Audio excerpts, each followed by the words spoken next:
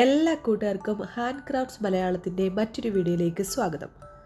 ഇന്ന് നമ്മൾ paper crane വളരെ എളുപ്പത്തിൽ എങ്ങനെ ഉണ്ടാക്കാമെന്ന് നോക്കാം. ഇതിനെ സഡാക്കോ ക്രെയിൻ എന്നും പറയാറുണ്ട്. അപ്പോൾ ആദ്യമായിട്ട് ഒരു സ്ക്വയർ പേപ്പർ എടുക്കുക, അത് ഡയഗണലായിട്ട് ഇതേപോലെ ഫോൾഡ് ചെയ്യുക. ഇനി ഈ പേപ്പർ തിരിച്ചു വെച്ചിട്ട് നമ്മൾ ഹാഫായിട്ട് ഫോൾഡ് ചെയ്യുക. അത് രണ്ട് രീതിയിൽ ഹാഫായിട്ട് ഫോൾഡ് ചെയ്യണം.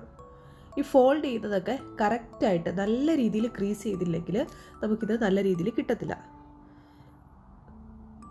ഇപ്പം നമുക്കൊരു ഇൻറ്റു മാർക്കും ഒരു പ്ലസ് പോലെ കൂടെ കിട്ടും. ഈ ഒരു പരുവത്തിലാണ് നമുക്ക് കിട്ടുക. ഇനി നമ്മൾ ആ ഡയഗണലായിട്ട് ഫോൾഡ് ചെയ്ത് ഏതെങ്കിലും ഒരു ഡയഗണലായിട്ട് ഫോൾഡ് ചെയ്തത് അകത്തേക്ക് മടക്കുക. അപ്പോൾ നമുക്ക് ഒരു സ്ക്വയർ മോഡലായിട്ടാണ് ഇപ്പോൾ കിട്ടുന്നത്. ഇനി ഇതിൻ്റെ ആ ഓപ്പൺ പാർട്ട് മുകളിൽ പിടിച്ചിട്ട് നമ്മൾ ലെഫ്റ്റിലും റൈറ്റിലുമുള്ള കോർണേഴ്സ് ഇതേപോലെ ആ സെൻറ്റർ ലൈനിലേക്ക് കൊണ്ടുവരിക. അപ്പോൾ എഗെയിൻ നമ്മളൊരു ട്രയാങ്കിൾ ആയിട്ടാണ് ഫോൾഡ് ചെയ്യുന്നത്.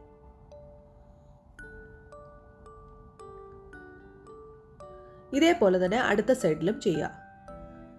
ട്രയാങ്കിളായിട്ട് ഫോൾഡ് ചെയ്യുക. ഓപ്പൺ ആയിട്ടുള്ള സൈഡാണ് ഈ ട്രയാങ്കിളിൻ്റെ ഏറ്റവും മുകളിൽ വരുന്ന ഭാഗം. ഇതേപോലെ ഫോൾഡ് നമ്മൾ ഫോൾഡ് ചെയ്തത് മുകളിലല്ലേ, അപ്പോൾ താഴെ ഒരു ട്രയാങ്കിൾ പോലെ കാണുന്നില്ലേ, അത് നമ്മൾ മുകളിലേക്ക് ഫോൾഡ് ചെയ്തൊന്ന് വെക്കുക. ജസ്റ്റ് ഒന്ന് ഫോൾഡ് ചെയ്ത് വെച്ചാൽ മതി. ഇനി നമുക്ക് എന്താ ചെയ്യുക, ഇത് ഓപ്പൺ ആക്കിയിട്ട് ഇപ്പം നമ്മൾ ഫോൾഡ് ചെയ്തത് അകത്തേക്ക് മടക്കി വെക്കുക. അതായത് ആ ഫോൾഡ് നമ്മൾ റിവേഴ്സ് ചെയ്യുവാണ്. ഇപ്പോൾ കണ്ടില്ലേ, ഇതേപോലെ അകത്തേക്ക് മടക്കുക.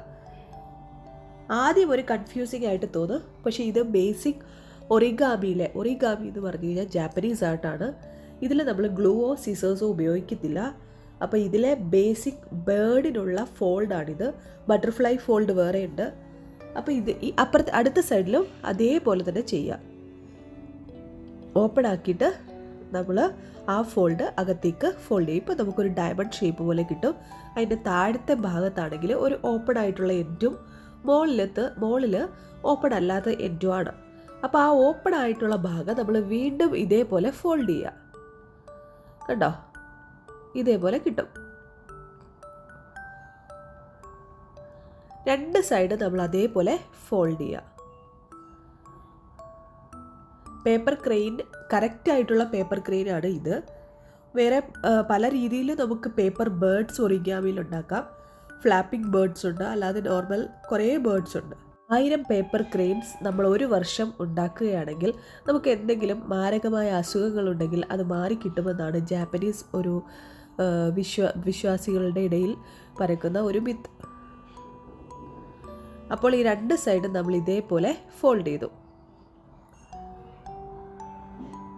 ഇനി നമ്മൾ ഇതേപോലെ ഒന്നും കൂടി ഫോൾഡ് ചെയ്തിട്ട് ഈ പാർട്ട് മുകളിലേക്ക് കൊണ്ടുപോകും. ഇനി അടുത്ത ഭാഗത്തും നമ്മൾ ഇതേപോലെ ഒന്ന് ഓപ്പൺ ആക്കുക. എന്നിട്ട് നമ്മൾ ആദ്യം അവിടെ മടക്കിയില്ലേ, അത് നമ്മൾ ഒന്ന് ഓപ്പൺ ആക്കിയിട്ട് വേണം മുകളിലേക്ക് ഇതേപോലെ കൊണ്ടുപോകാം. ഇനി നമ്മൾ വീണ്ടും ഇതേപോലെ ഇതിനെയൊന്ന് ക്ലോസ് ചെയ്തെടുക്കുക. അതായത് നമ്മളിപ്പോൾ ലാസ്റ്റിൽ ഉണ്ടാക്കിയ സാധനങ്ങളാണ് നമുക്ക് അതിൻ്റെ ടെയിലായിട്ടും അതിൻ്റെ നെക്കും ഹെഡും ഒക്കെ ആയിട്ട് വരുന്നത്. ഇനി നമ്മൾ ആ ഇടയിലുള്ള നമ്മുടെ പേപ്പർ ക്രെയിനിൻ്റെ ആ ഭാഗം നമ്മൾ നല്ല രീതിയിലൊന്ന് ഫോൾഡ് ചെയ്തിട്ട് കുറച്ച് ഫ്രണ്ടിലേക്ക് വലിച്ച് നമ്മുടെ ആ പേപ്പർ ക്രെയിനിൻ്റെ ഹെഡ് എവിടെയാണോ വരേണ്ടത് അതേ രീതിയിൽ വേണം നമ്മളൊന്ന് അത് വലിച്ചു വെക്കുക.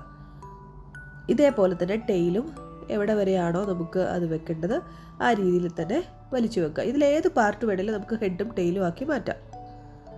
നമുക്കിഷ്ടമുള്ള പോലെ ആക്കാം. ഞാനിപ്പോൾ ഈ ഭാഗമാണ് അതിൻ്റെ ഹെഡാക്കുന്നത്. അത് ഇതേപോലെ ഒന്ന് മടക്കിയിട്ട് അത് ഉള്ളിൽ ഇതേപോലെ ഒന്ന് പ്രസ് ചെയ്ത് വെക്കുക. അപ്പോൾ അതിൻ്റെ ആ ഹെഡും ബീക്കും നെക്കും എല്ലാം കിട്ടി. ഇപ്പോൾ നമ്മുടെ പേപ്പർ ക്രെയിൻ ഇവിടെ റെഡി ആയിട്ടുണ്ട്. കുറച്ചൊരു കൺഫ്യൂസിങ് ആയിട്ട് ആദ്യം തോന്നും, പക്ഷേ വളരെ എളുപ്പത്തിൽ തന്നെ നമുക്കിത് ഉണ്ടാക്കിയെടുക്കാം. അപ്പോൾ എല്ലാ കൂട്ടുകാർക്കും ഈ വീഡിയോ ഇഷ്ടപ്പെട്ടു എന്ന് ഞാൻ കരുതുന്നു. ഇഷ്ടപ്പെട്ടിട്ടുണ്ടെങ്കിൽ ലൈക്ക് ചെയ്യാനും ഷെയർ ചെയ്യാനും കമൻറ്റ് ചെയ്യാനും ഒന്നും മറക്കരുത്. Thank you so much for watching my videos.